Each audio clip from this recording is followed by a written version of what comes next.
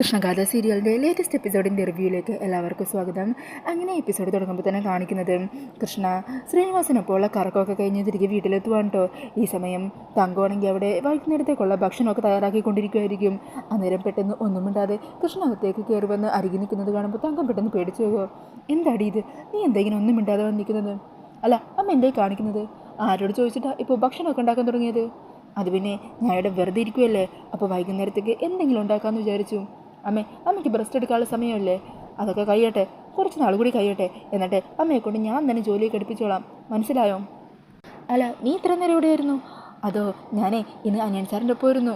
അനിയൻ സാറിൻ്റെ കൂടെ അനിയൻ സാറിൻ്റെ പ്രോപ്പർട്ടി കാണാൻ പോയി. പിന്നെ അവിടെ നിന്ന് തൊട്ടടുത്തുള്ള മാങ്ങിന്ന് മാങ്ങ പറിക്കുകയും അത് ഞങ്ങൾ ഒരുമിച്ച് കഴിക്കുകയൊക്കെ ചെയ്തു. സത്യം പറയാലോ, എൻ്റെ മോളിക്കുട്ടിയുടെ ഒപ്പം ഇരുന്നിട്ട് അനിയൻ സാറ് ഒരു കൊച്ചുകുട്ടിയെ പോലെയായിരുന്നു. ഞങ്ങൾക്കൊപ്പം കളിച്ചും ചിരിച്ചും ഒക്കെ നടക്കുമായിരുന്നു. നാട്ടുകാർക്ക് മുമ്പിൽ വലിയ ബഹുമാനമുള്ള ആളല്ലേ, ആര് കണ്ടാലും വന്നു നിന്ന് ഒന്ന് സലാം പറഞ്ഞു പോകുന്ന ആളാ. അങ്ങനെയുള്ള ആളാ കൊച്ചുകുട്ടികളെ പോലെ ഞങ്ങൾക്ക് പോയി ഇന്ന് കളിച്ചത്. അതിനുശേഷം ഞങ്ങൾ എങ്ങോട്ടാ പോയെന്നറിയോ? വർക്ക് ചേട്ടൻ്റെ കടയിലേക്ക്. അവിടുത്തെ ഫുഡിനൊക്കെ എന്ത് രുചിയാണെന്നറിയോ? നല്ല കപ്പക്കറിയും ബീഫൊക്കെ ആയിരുന്നു. അതൊക്കെ കഴിച്ച് വയറും മനസ്സും നിറഞ്ഞു. അമ്മക്ക് കൂടി കുറച്ച് ഭക്ഷണം കൊണ്ടുവരാമെന്ന് വിചാരിച്ചതാ. പിന്നെ കപ്പ ഗ്യാസല്ലേ, അമ്മക്ക് ഇനി അത് ബുദ്ധിമുട്ടായാലോ, അത് കാരണം കൊണ്ടുവരാതിരുന്നത്. അന്നേരം അതൊക്കെ കേട്ടിട്ട് തങ്കത്തിന് ഒത്തിരി സന്തോഷമാകുക. എന്താണെങ്കിലും നീ ഹാപ്പിയാണല്ലോ, നിൻ്റെ മനസ്സ് നിറഞ്ഞല്ലോ. അതൊക്കെ കേട്ടപ്പോൾ തന്നെ അമ്മയുടെ മനസ്സ് നിറഞ്ഞു. നീ ഇപ്പോൾ അനിയൻ സാറിൻ്റെ വലിയ ആളായി മാറിയല്ലേ. പിന്നല്ലാതെ അനിയൻ സാറിന് ആർക്കും ഇഷ്ടമില്ലാത്തത്? അത്ര നല്ല സ്വഭാവം, എല്ലാവരോടും സ്നേഹമൊക്കെ കാണിക്കുന്ന ഒരു മനുഷ്യനെ ആരായാലും ഇഷ്ടപ്പെട്ടു പോയില്ലേ അമ്മേ? പിന്നെ അനിയൻ സാറ് നമ്മുടെ അരികി വന്നിരിക്കുമ്പോഴുണ്ടല്ലോ എന്താണെന്നറിയില്ല, ഒരു പ്രത്യേകതരം ഫീലാണ്. ഒരു രക്ഷിതാവ് അരികി വന്നിരിക്കില്ലേ, അപ്പോൾ കിട്ടുന്നൊരു സുരക്ഷിതത്വവും സ്നേഹവും ഒക്കെയായിരുന്നു. എന്താണെങ്കിലും അമ്മ അവിടുന്ന് മാറി നിന്നേ. ഇനിയേ ഞാൻ ചെയ്യുന്നത് ഇതുപോലെ നോക്കി നിന്നാൽ മാത്രം മതി, മനസ്സിലായല്ലോ? അങ്ങനെ അതെല്ലാം കേട്ട് തങ്ക അവിടെ അരികിൽ തന്നെ ചിരിച്ചുകൊണ്ട് നിൽക്കുവാണ്. പിന്നീട് കാണിക്കുന്നത് നവീൻ പുറത്ത് ഫോണിൽ ആരോടോ സംസാരിച്ചുകൊണ്ട് നിൽക്കുന്നതാണ്. ഈ സമയം ഗാഥ നവീൻ്റെ അരികിലേക്ക് ചെല്ലുവാണ് കേട്ടോ. അന്നേരം അതുവഴി പോകുന്ന കീർത്തിയാണെങ്കിൽ അവർ സംസാരിക്കാൻ തുടങ്ങുന്നത് കണ്ട് അവിടെ മറഞ്ഞു നിന്ന് അത് ശ്രദ്ധിക്കുന്നുണ്ട്. ഈ സമയം ഗാഥ പറയണേ, നവീൻ നമുക്കിന്ന് പുറത്തേക്കൊന്ന് പോയാലോ? പുറത്തേക്കോ? എന്തു പറ്റി? അല്ല മറ്റൊന്നുമല്ല, നമ്മൾ രണ്ടാളും മാത്രമായിട്ട് നമ്മൾ മുമ്പ് പ്ലാൻ ചെയ്തതുപോലെ ഒരു യാത്ര. നമുക്ക് രണ്ടാൾക്ക് ഇഷ്ടപ്പെട്ട സ്ഥലങ്ങളിലൊക്കെ ഒന്ന് കയറി ഒന്ന് മൈൻഡൊക്കെ റിഫ്രഷ് ആയിട്ട് കുറച്ച് ഫ്രഷ് എയറൊക്കെ കൊണ്ടിട്ട് തിരിച്ചു വരാമല്ലോ. ഇവിടെ ഇപ്പോൾ ഫ്രഷ് എയറിന് എന്താ കുഴപ്പം? ഇവിടെ കുഴപ്പമില്ല, എന്നാലും പുറത്തേക്ക് പോയി നമ്മൾ മാത്രമായിട്ട് കുറച്ച് സമയം സ്പെൻഡ് ചെയ്യാമല്ലോ. കുറേ നേരം എനിക്കെൻ്റെ നവീനൊപ്പം സംസാരിച്ചിരിക്കണം. എനിക്കറിയാം നവീൻ്റെ മനസ്സിലുള്ള ടെൻഷൻ എന്താണെന്ന്. ഞാൻ പുറത്തു പോയും ഇതുപോലെ പൊട്ടിത്തെറിക്കുമെന്നുള്ള ടെൻഷനും പേടിയില്ലേ? എന്താ ആ ഭയം ഇപ്പോഴും ഉണ്ടോ നവീൻ്റെ മനസ്സിൽ? അങ്ങനെയൊന്നുമില്ല കഥ. അങ്ങനെയാണെങ്കിൽ നമുക്ക് പുറത്ത് പോയിക്കൂടെ? ശരി, തൻ്റെ ആഗ്രഹം അതാണെങ്കിൽ പോകാം. നവീൻ ഇതുവരെ ചെയ്ത കാര്യങ്ങളെല്ലാം നവീൻ മറക്കണം. എൻ്റെ ഭാഗത്തു നിന്ന് ഇനി ഒരു മിസ്റ്റേക്ക് ഉണ്ടാവില്ല. ഞാൻ നവീൻ്റെ കൂടെ ഹാപ്പി ആയിട്ട് യാത്ര എൻജോയ് ചെയ്യാൻ തന്നെ തീരുമാനിച്ചിരിക്കുന്നത്. അന്നേരം നവീൻ പറഞ്ഞേ, യാത്രക്കിടയിൽ തനിക്ക് എന്തെങ്കിലും ബുദ്ധിമുട്ട് തോന്നുവാണെങ്കിൽ താൻ പറഞ്ഞാൽ മതി, നമുക്ക് അപ്പം തന്നെ തിരിച്ചു വരാം. ഓക്കെ നവീൻ നോക്കിക്കോ, ഈ യാത്രയിൽ നമുക്ക് രണ്ടുപേർക്കും ഒത്തിരി സന്തോഷിക്കാൻ പറ്റുന്ന ഒത്തിരി നല്ല നല്ല ഓർമ്മകളുണ്ടാവും. എനിക്ക് നവീനോട് മനസ്സ് തുറന്നൊന്ന് സംസാരിക്കണം. അന്നേരം നവീൻ പറയണേ, എന്താണെങ്കിലും എപ്പോഴും പറയുന്നത് പോലെ ഇന്നത്തെ ദിവസം നമുക്ക് മനോഹരമാക്കാം, അല്ലേ കഥ? അതെ. പിന്നെ യാത്രയൊക്കെ കഴിഞ്ഞ് ഇങ്ങോട്ടേക്ക് പെട്ടെന്ന് തിരിച്ചു വന്നില്ലെങ്കിലും എനിക്കൊരു കുഴപ്പമില്ല. രാത്രി ഈ സിറ്റിയിൽ തന്നെയുള്ള ഏതെങ്കിലും ഒരു ഹോട്ടലിൽ കയറി നമുക്ക് അവിടെ സ്റ്റേ ചെയ്യാം, അവിടെ സമയം ചിലവഴിക്കാം. അത് കേട്ടിട്ട് നവീൻ ചോദിക്കണേ, അല്ല അന്ന് പാർക്കിൽ വെച്ച് തന്നെ കണ്ടപ്പോൾ ഇതേ ഒരാശയം ഞാനും തൻ്റെ മുമ്പിൽ പറഞ്ഞതാണല്ലോ. അന്ന് തനിക്ക് എന്തൊരു പരിഭ്രമവും ടെൻഷനും ഒക്കെ ആയിരുന്നു. എന്നിട്ട് അതൊന്നും വേണ്ടാന്ന് പറഞ്ഞതല്ലേ?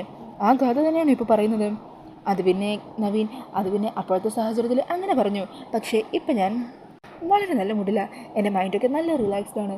അത് കാരണം നമുക്ക് ഇന്ന് രാത്രി ഇവിടെ അല്ലാതെ മറ്റൊരു സ്ഥലത്ത് ചിലവഴിക്കാം.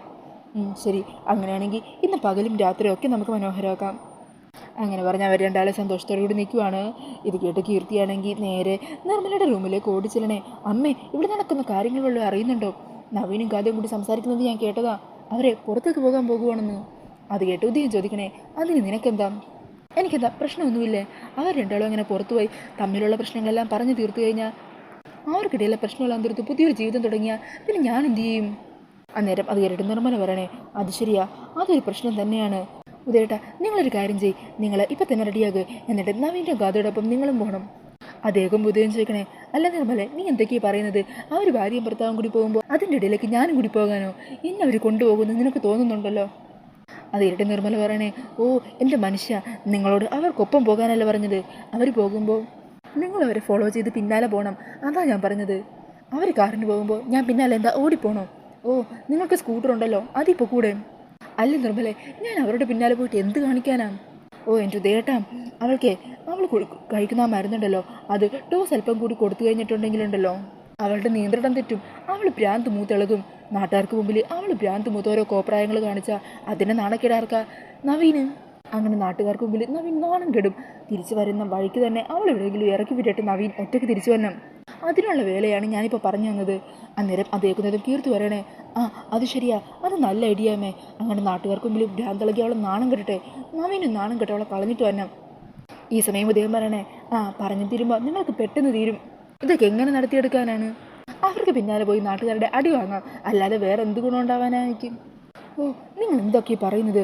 അവരെ ഏതെങ്കിലും റെസ്റ്റോറൻറ്റിലോ മറ്റോ കയറുമ്പോൾ അവർ കഴിക്കുന്ന ജ്യൂസിലോ അല്ലെങ്കിൽ അവൾ കുടിക്കുന്ന ഐസ്ക്രീമിലോ ജ്യൂസിലോ എന്തില്ലെങ്കിലും ആ മരുന്ന് പൊടിച്ചു വെച്ചതുണ്ടല്ലോ, അതൊന്ന് മിക്സ് ചെയ്ത് കൊടുത്താൽ മാത്രം മതി. അന്നേരം ഉദയം ചോദിക്കണേ, അല്ല അവരറിയാതെ ഞാനതെങ്ങനെ മിക്സ് ചെയ്യാനാ? അതൊക്കെ നിങ്ങളുടെ മിടുക്ക് പോലെ ഇരിക്കും. ആ എനിക്ക് മിടുക്കില്ലല്ലോ.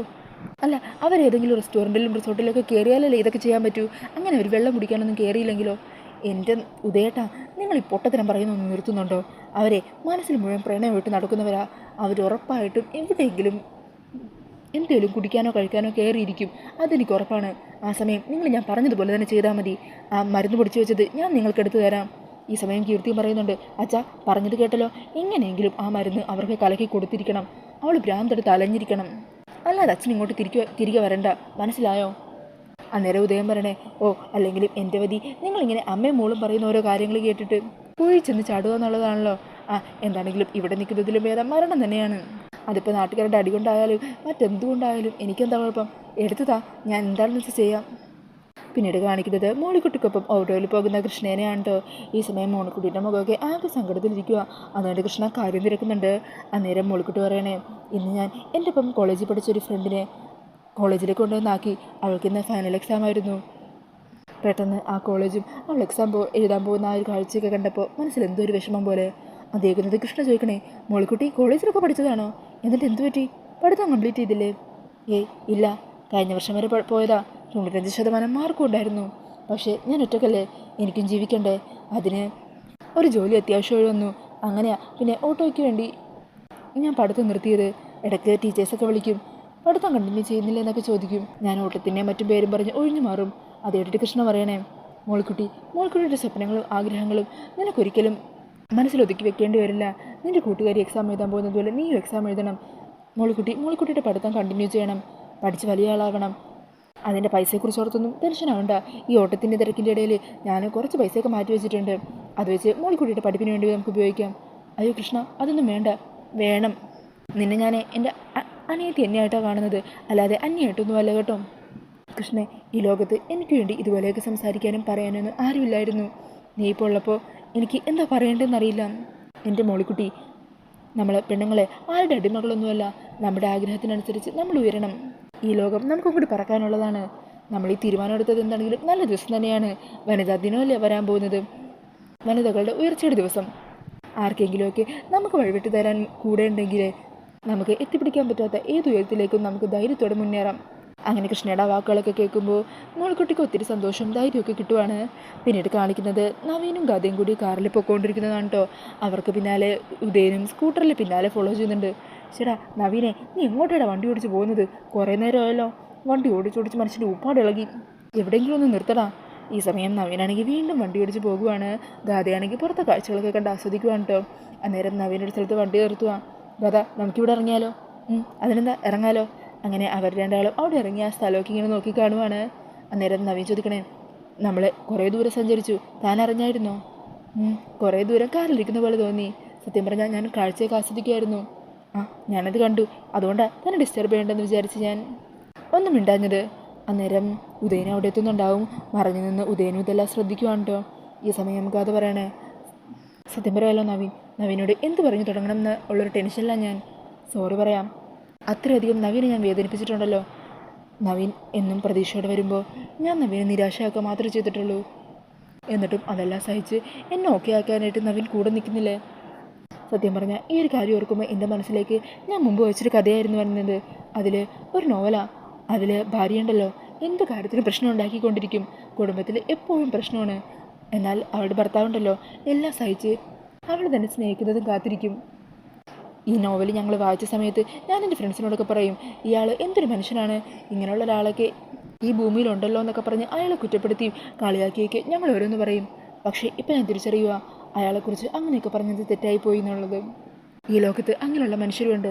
എൻ്റെ നവീനെ പോലെ ഞാൻ എത്രയൊക്കെ പൊട്ടിത്തെറിച്ചാലും ഞാൻ ഓക്കെ ആകുമെന്നും നവീൻ്റെ മുമ്പിൽ പഴയ ഗാഥയായിട്ട് എത്തും എന്നുള്ള പ്രതീക്ഷയിൽ നവീൻ കാത്തിരുന്നില്ലേ. അതൊക്കെ ഓർക്കുമ്പോൾ എനിക്ക് സങ്കടം തോന്നുവാണ്. അന്നേരം നവീൻ പറഞ്ഞേ, ഗാഥ എനിക്ക് തന്നെ വേണം കേട്ടോ തൻ്റെ കൂടെയുള്ള ജീവിതം, നമ്മൾ സ്വപ്നം കണ്ട പോലത്തെ ഒരു ജീവിതം. അതിനു വേണ്ടിയിട്ട് എത്ര കാത്തിരിക്കാനും ഞാൻ തയ്യാറായിരുന്നു. താങ്ക്സ് നവീൻ, നവീനെ ഭർത്താവായി കിട്ടിയതാ എൻ്റെ ജീവിതത്തിലെ ഏറ്റവും വലിയ ഭാഗ്യം.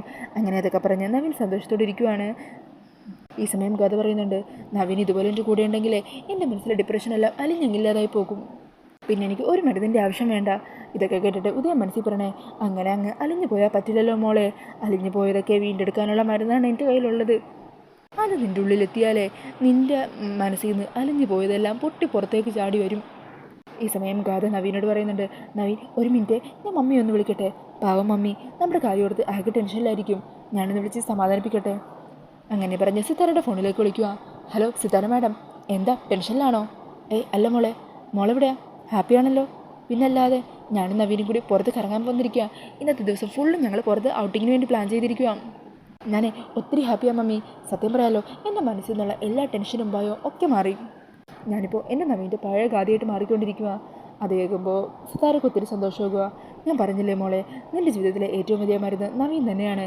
നവീനൊപ്പമുള്ള സന്തോഷ ജീവിതം നിങ്ങൾ സന്തോഷിക്കുന്നത് കാണണം. അതുമാത്രമോ മമ്മിയുടെ ആഗ്രഹം. ശരി മമ്മി, ഞാനെന്നാലേ ഇടയ്ക്ക് വിളിക്കാം. അങ്ങനെ പറഞ്ഞാൽ ഗാഥ കോൾ കട്ട് ചെയ്യുവാണ്. ഈ സമയം ഗാഥ നവീനോട് പറയണേ, മമ്മിക്ക് ഒത്തിരി സന്തോഷമായി, നവീനെ അന്വേഷിച്ചെന്ന് പറഞ്ഞു. എന്നാൽ ഗാഥ, നമുക്ക് ഇതിൻ്റെ അടുത്തൊരു കടയുണ്ട്, അവിടെ പോയിട്ട് ഒരു ഐസ്ക്രീം കഴിച്ചാലോ? അത് കഴിച്ച് കഴിഞ്ഞിട്ട് നമുക്ക് ഇങ്ങോട്ട് തന്നെ വരാം. അല്ലെങ്കിൽ മറ്റെവിടേക്കെങ്കിലും പോകണോ? വേണ്ട നവീൻ, ഇങ്ങോട്ട് തന്നെ വരാം. ഇവിടെ എത്ര നേരം നിൽക്കാനും എനിക്ക് ഓക്കെയാണ്. അങ്ങനെ പറഞ്ഞ് അവർ നിൽക്കുന്ന ഒരു സീനൊക്കെ കാണിച്ചുകൊണ്ടാണ് കേട്ടോ എപ്പിസോഡ് തീരുന്നത്. പിന്നീട് പ്രമോയിൽ കാണിക്കുന്നത് നവീൻ ഗാഥേനെയും കൂട്ടിയും നവീൻ പറഞ്ഞ റെസ്റ്റോറൻറ്റിലേക്ക് പോകുവാണ്. അങ്ങനെ അവരവിടെ ഒരു ഐസ്ക്രീം ഓർഡർ ചെയ്യുവാണ് കേട്ടോ. ഈ സമയം ഉദയനും മാസ്കൊക്കെ വെച്ച് മറഞ്ഞവിടെ നിൽക്കുന്നുണ്ടാകും. അങ്ങനെ അവർ രണ്ടാളും വാഷ്റൂമിലേക്കോ മറ്റോ പോയ തക്കത്തിന് ഉദയൻ വേഗം തന്നെ അങ്ങോട്ടേക്ക് വന്ന് ഗാഥക്ക് കുടിക്കാനായിട്ട് വെച്ചിരുന്ന ഐസ്ക്രീമിലേക്കുണ്ടല്ലോ പൊടിച്ച ഗുളിക ചേർത്ത് കൊടുക്കുവാണ്. അത് നല്ലപോലെ മിക്സ് ചെയ്ത് വെക്കുവാണ് കേട്ടോ. എന്നിട്ട് അവിടെ നിന്ന് മാറി മറഞ്ഞു നിൽക്കുവാണ്. ഈ സമയം നവീനും ഗാഥയും തിരിച്ചു വന്ന് ഐസ്ക്രീമൊക്കെ ആസ്വദിച്ച് കഴിക്കുവാണ്. ഐസ്ക്രീം കഴിക്കുന്നതിൻ്റെ ഇടയിൽ തന്നെ മരുന്നിൻ്റെ ആ ഒരു എഫക്റ്റിൽ ഗാഥക്ക് ആകെ ഡിസ്റ്റർബൻസ് തോന്നുവാണ്. പിന്നീട് കാണിക്കുന്നത് അവിടെ ആ റെസ്റ്റോറൻറ്റിലുള്ള സ്റ്റാഫുകളോടും മറ്റും പൊട്ടിത്തെറിക്കുന്ന ഗാഥയോടാണ്. നിങ്ങൾ എന്താ പറയുന്നത്? എനിക്ക് മാനസിക പ്രശ്നമുണ്ടെന്നോ? നീയൊക്കെ ആരോടാ സംസാരിക്കുന്നതെന്ന് അറിയോടാ എന്നും പറഞ്ഞ് ഗാഥ ഒരു കാര്യമില്ലാതെ അവരോട് പൊട്ടിത്തെറിക്കുകയും അവരിലൊരു ഒരു വെയിറ്റർ തല്ലാനായിട്ട് കൈ വാങ്ങുകയും ചെയ്യുവാണ്. അത് കാണുന്നതും നവീൻ ഗാഥയോട് പൊട്ടിത്തെറിക്കണേ, ഗാഥയുടെ കൈ തടഞ്ഞുകൊണ്ട് ഗാഥ എന്നും പറഞ്ഞ് വിളിച്ച് ഗാഥയുടെ കാരണത്തിട്ട് അത്ര ആൾക്കാർ കാണുകയെ ഒറ്റൊരടി കൊടുക്കുവാണ്. അന്നേരം ഗാഥ അങ്ങ് ഷോക്കാകുവാണ്ടോ. അത്രയും ആൾക്കാരുടെ മുമ്പിൽ അപമാനിതയായി പൊട്ടിത്തെറിക്കുവാണ് ഗാഥ. അങ്ങനെ ഒരു പ്രൊമോയാണ് വന്നിരിക്കുന്നത്. ഈ ഒരു റിവ്യൂ ഇഷ്ടമായിട്ടുണ്ടെങ്കിൽ മറക്കാതെ വീഡിയോ ഒന്ന് ലൈക്ക് ചെയ്യണേ. ഇതുപോലുള്ള കൂടുതൽ റിവ്യൂസിനായിട്ട് ഈ ചാനൽ ഒന്ന് സബ്സ്ക്രൈബ് ചെയ്തും കൂടി സപ്പോർട്ട് ചെയ്യണേ. താങ്ക്